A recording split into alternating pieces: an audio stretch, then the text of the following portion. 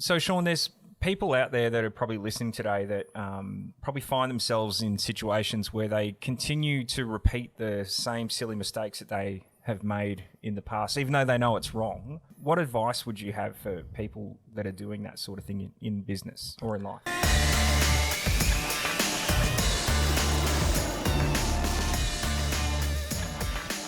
Firstly, probably go easy on yourself, because I think we all trip up, even us psychologists, But I think understanding the brain and going a little bit deeper and understanding why your brain's doing what it's doing and how we develop habits. To me, we see anxiety on the rise like there's no tomorrow, and the cost to organisations is unbelievable. Stress leave, all kinds of stuff that goes on. And anxiety is really a part of the human condition. We cannot get rid of it. Mm-hmm. You can't get rid of anxiety. It's our nature. And if you understand the brain and our limbic brain, I think with the better scanning technology now, we understand that emotions are happening in 8 milliseconds, very, very quick.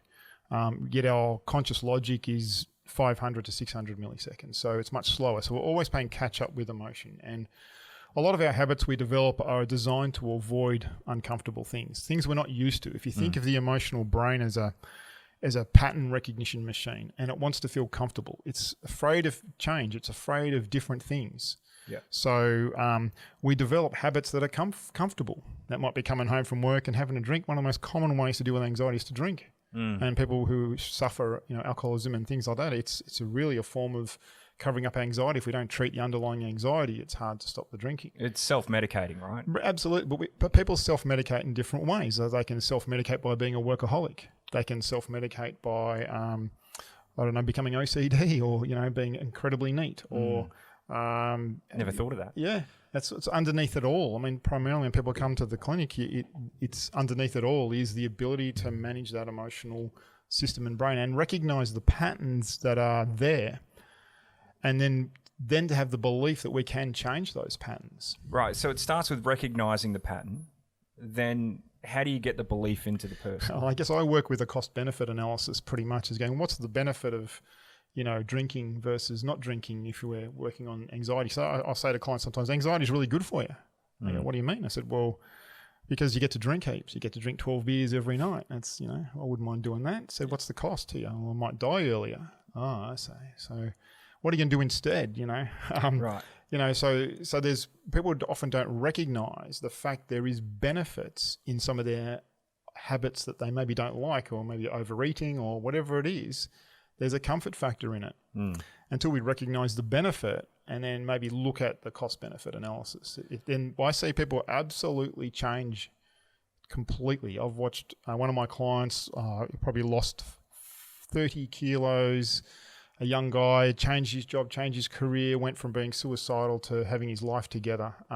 Once we worked out, and he was more OCD than anything, and once we worked out, the cost-benefit analysis of the costs associated to, and the benefits of being OCD. What's it doing for him? Well, it's safe. I don't have to get rejected by people. Like, oh, okay.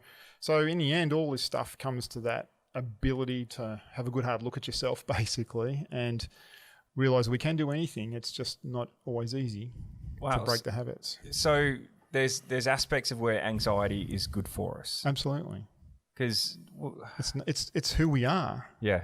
But so it's innate. You think we're all going to have anxiety at some stage. It's just more, what do we do with it? Exactly. You go to somewhere new or you do something new, like you go skydiving. Would you have anxiety? We may call it stress or I was scared, but it's still the same system. Same thing. It's the same system because we're not used to it. Yeah. It's going, whether we like it or not, or it's like a person giving their first speech at work. They're terrified of public speaking, but is it really dangerous? Not really. But they can't stop the system. That's the important point, to realize the emotions happen in 8 milliseconds, that you can't actually stop this until you learn the pattern. The absolute cure for anxiety, all anxieties, is exposure. Go and do it.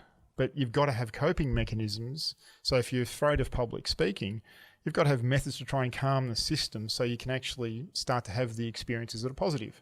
Great. So what are some methods for... Well, there's no easy answer. We all want to take a pill and fix it. But the reality is, I hated public speaking. I was terrified of it. I was a math student. I was a math geek, and I'd blush public speaking. And now I get paid to speak in front of big groups and I don't feel nervous. But And people will look at me and go, oh, what a natural speaker, but I'm not a natural speaker at all. You know, I did 5 years of Toastmasters. I did everything to do with speaking. I did stand-up comedy, and I'm not even funny. Yeah. You know, to prove to my emotional brain. And what I was doing was proving to my emotional brain that it's not dangerous. Wow. So it's like someone with a phobia of lifts. They may have got a scary experience when they were little of a lift at 2. So their emotional brain remembers that experience. And anytime they go anything near a lift, that emotional experience comes back and haunts them.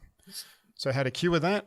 Get in the lift. While you're calm though, you've got to be calm. Gotcha. And pair calming to the same stimulus. So same with public speaking. You've got to slowly it's like we can't get rid of the pattern, but we can overwhelm it with a new pattern. We can install new programs into the brain.